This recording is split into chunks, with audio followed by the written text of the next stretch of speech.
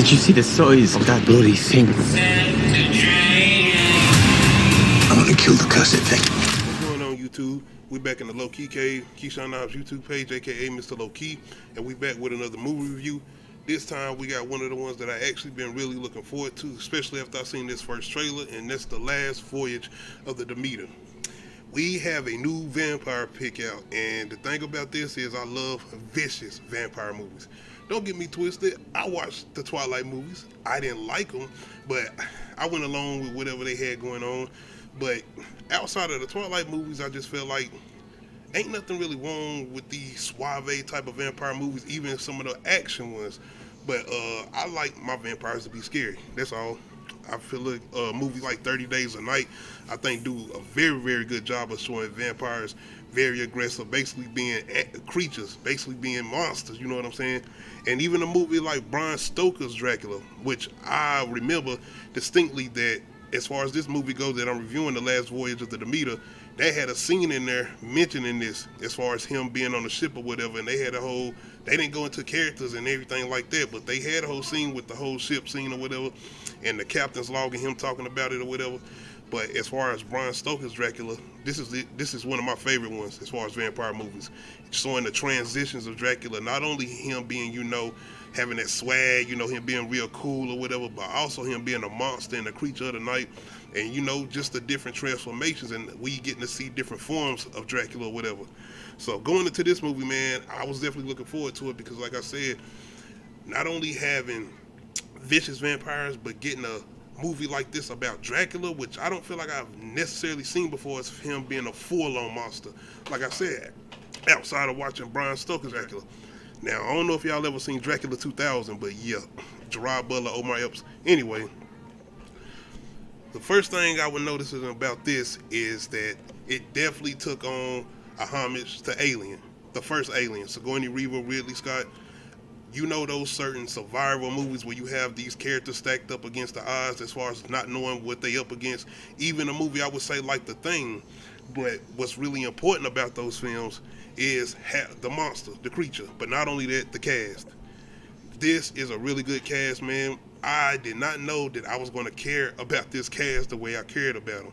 Not only that, it's the fact that we have a film where you don't necessarily know who's going to live or who's going to die. That trailer didn't really set nobody up to be the main character. But following, I would say, Corey Hawkins' character, Clemens, he is definitely one of our main ones, and even with the captain. But we even get like a really good arc with the other guy, I forgot his name, but he plays Polka Dot Man on Suicide Squad, and he was in The Dark Knight, and he been doing a lot of good things lately.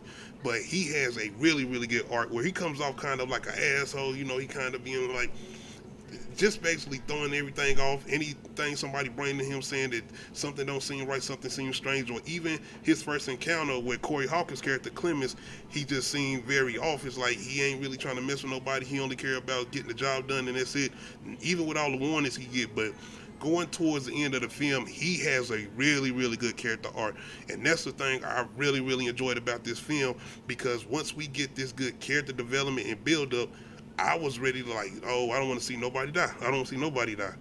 Another thing I really enjoyed about this is the fact that, like I said, not knowing who's going to die, surprise deaths. Like, it's a death in here that I was like, yo, they went there. Not saying that, you know, horror movies ain't going to do certain things, and I don't want to say too much, but it's a death in here that happens where I was like, damn. And they go into straight detail. They don't try to like move the camera away or whatever. You see exactly what's going on. And I was like, oh, I really didn't know if I was expecting that, but let's keep going. Let's definitely keep going. Outside of that, I would say Dracula. I really enjoyed Dracula, and one of the things I wanted to know outside of him being a monster creature or whatever, because the trailer kind of give it off, is he's going to be a straightforward monster. That's all you're going to get from him. Was he going to have some type of personality, being that this is Dracula? And yes, that's the thing he does, and I don't feel like that's a spoiler. Like I said, I think they even showed in the trailer where he's kind of smiling or whatever, but outside of that, things like even maybe saying some words here and there, they not really clear, but you can hear him kind of saying little smarts here and there because of certain characters or whatever who are trying to take him out. But he was scary. That's one thing I wanted to see, if they was going to be able to pull that off, and he is, but it's the way they have him with the movements. It's a scene in particular where it's kind of a chase scene, and it turns into something real crazy where he's kind of moving in these shadows or whatever. And that's another thing I really enjoyed about the film is practical effects. Of course, they do have CGI in here, but it's the way they use the lighting and the way kind of him moving in the dark or whatever, it works. But when we get them up close, looks at him or whatever, like the nigga, it's very creepy looking. He ain't handsome. Like, we done seen Dracula or whatever, even my boy, like I said, Gary Oldman and Brian Stoker's Dracula or whatever, he know how to come off handsome sometimes, but he also know how to pull off that creepy look too. But my guy right here in this one, like, that whole creepy demeanor stayed like that for a minute. And even with a certain ending scene, I was wondering were we going to get something with him with a look of some human form or whatever. But even with that, I was like, damn, if I ever see this dude walking around, ain't gonna make me think like, oh, look at this handsome ass nigga, what's up with this cool, suave nigga? No, he don't look right. If I see somebody looking like this, he don't look right. When it comes to the way he moves and the way he attacks, I feel like even outside of Aliens, they kind of were doing things like with Jeepers Creepers. That kind of reminded me of certain things as far as the movie, especially when he was eating and attacking or whatever. Outside, I would say Jeepers Creepers. Like I said, I mentioned the thing, and like I said, Aliens more than anything is Alien, the first Alien movie or whatever. But I definitely like these type of films as far as this whole who's survival or whatever, or certain people who are trying to all survive together and who you think gonna make it to the end. Because the thing about this film, as far as the whole thing with Brian Stoker's chapter in this book from the captain's log, is that nobody survived this. Nobody. Like the whole thing with the Voyage, and it's the name of the movie, The Last Voyage, is nobody surviving. Even at the beginning of this movie, it kind of indicates that nobody survives or whatever. And I'm not going to say somebody survives or somebody didn't, but it's things going towards the end where I'm kind of looking forward to. And if they able to do anything else, I'm like, yo, I want to see that. Another thing I want to mention before I end the review is this Universal's way of kind of creeping in the Universal monster movies or whatever?